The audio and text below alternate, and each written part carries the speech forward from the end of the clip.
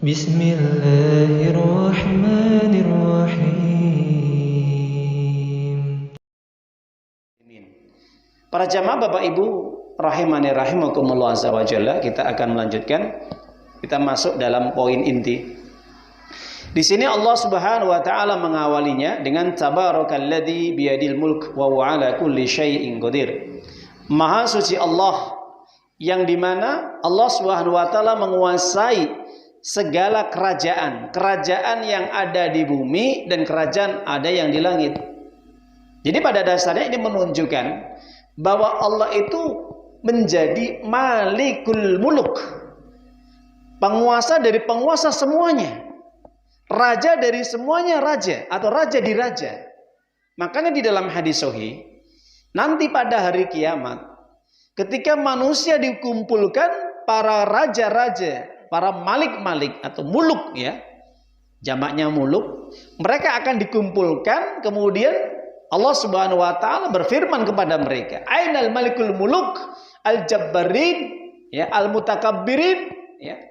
Mana raja di raja, mereka yang mengaku raja, sok mereka jadi penguasa di bumi semasa di dunianya, kemudian menunjukkan sikap sombongnya, sikap angkuhnya, sehingga mereka berlaku sewenang-wenang dan mendolimi manusia di muka bumi ini.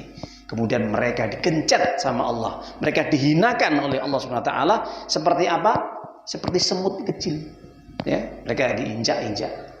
Nah, dari situlah kalau kita mengambil pelajaran dari hadis ini, para jamaah Bapak Ibu yang dimulakan oleh Allah Subhanahu wa taala, maka siapapun orang di dunia, kalau dia dikasih jabatan, dikasih kekuasaan, kepemimpinan, ketika jabatan, kekuasaan, kepemimpinan itu tidak digunakan dengan sebaik-baik mungkin, amanah yang Allah berikan ini tidak digunakan untuk kebaikan, digunakan untuk melindungi rakyatnya, mengayomi rakyatnya, memberikan keadilan kepada rakyatnya atau masyarakat secara umum, maka jabatan, kekuasaan, kepemimpinan al-imarah, al-amir nanti pada hari kiamat akan dituntut oleh Allah Subhanahu wa taala.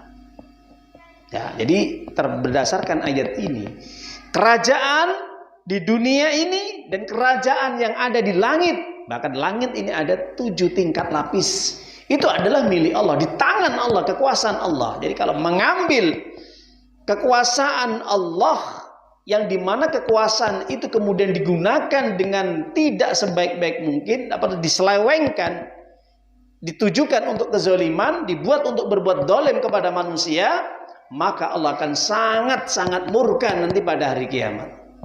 Ini bagi mereka yang semasa hidup sekarang ini apa? Petantang petendeng, dengan sombongnya, dengan pongahnya. Ketika mereka dikasih kepemimpinan, dikasih jabatan, dikasih kekuasaan, dikasih amanah untuk mengemban, memikul beban, memimpin rakyatnya, memimpin masyarakat, tapi tidak digunakan dengan sebaik-baik mungkin, akan dihancurkan, dihinakan, dibinasakan oleh Allah nanti pada hari kiamat kelak. Dihinakan seperti semut, mereka akan diinjak-injak. Makanya sampai-sampai Nabi Muhammad SAW ini pernah mengingatkan kepada, yaitu pamannya, yaitu ketika pamannya meminta jabatan kepada Nabi, pamannya yang baik ya, yaitu yang masuk Islam. Jadi ada di antara salah satu pamannya, bukan Hamzah ya. Ya, ketika pamannya ini dia minta jabatan kepada Nabi Shallallahu Alaihi Wasallam, maka Nabi mengatakan, kalau engkau minta jabatan akan aku beri, tapi ingat, jabatan itu akan menjadikan kebinasaan bagi dirimu.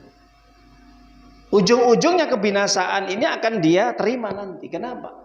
Ketika dia menjabat, pasti kalau dia tidak amanah, maka akan membahayakan dirinya dan juga orang lain. Kemudian Nabi mengatakan, innakum satahrusuna al-imarah. Kalian semuanya akan berlomba-lomba untuk minta kepemimpinan, minta kekuasaan dan jabatan.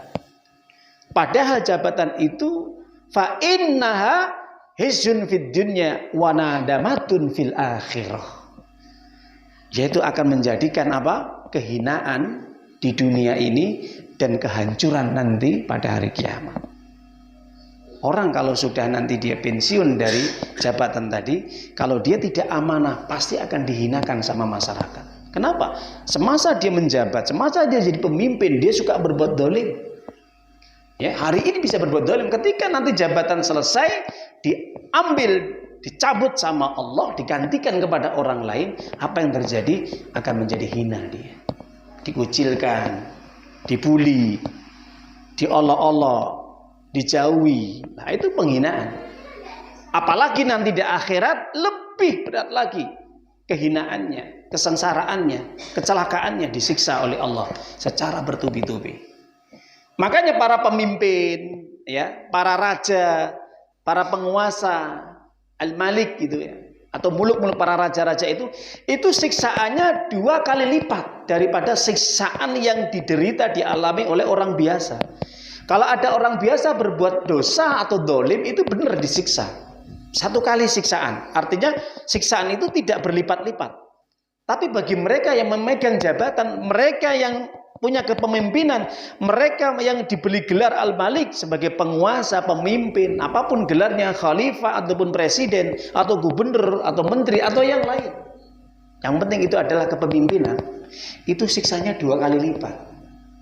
Mana Ustaz dalilnya? Bisa kita buka di dalam surat Al-Ahzab, surat yang ke-33, ayat yang ke-67, 68. Apa kata Allah Subhanahu wa taala? Qalu Rabbana inna ata'na sadatana wa kubara'ana fa'dalluna sabila Rabbana atim di'fainil minal azab wal anhum la'nan kabira. Jadi ketika orang-orang mereka dimasukkan ke dalam neraka, dibolak-balik kepala mereka, ditelungkupkan kepala mereka, ya, kepala dulu masuk ke dalam neraka, kakinya di atas. Kemudian ketika mereka masuk ke dalam neraka, mereka kemudian menyesal dan berdoa kepada Allah. Ya Tuhan kami, ya Allah, kami masuk neraka ini, kami disiksa ini disebabkan kami semasa hidupnya kami mengikuti para pemimpin-pemimpin kami, para tokoh-tokoh kami, para raja-raja kami. Ternyata apa? Ketika kami mengikuti mereka, instruksi mereka, perintah mereka, ternyata mereka menyesatkan kami, menjerumuskan kami ke dalam kemungkaran, maksiat, bid'ah dan kesyirikan.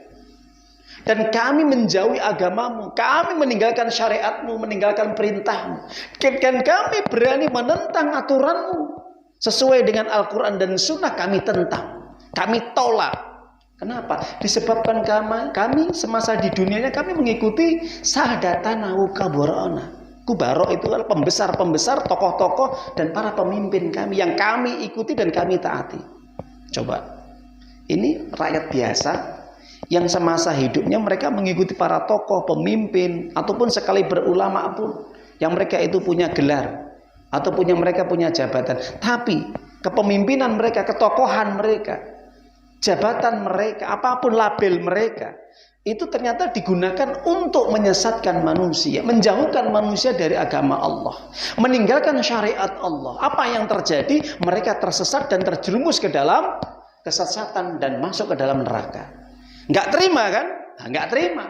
Rabbana atihim di'faini minal azab wal anhum la'nan kabira.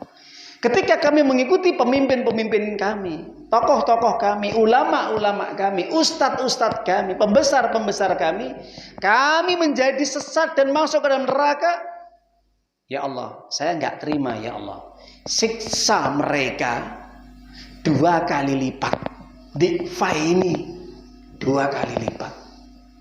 Tidak hanya disiksa, ya Allah, aku nggak terima, laknat mereka, jauhkan mereka dari surga. Jangan engkau lihat mereka selama-lamanya, engkau murkai mereka selama-lamanya.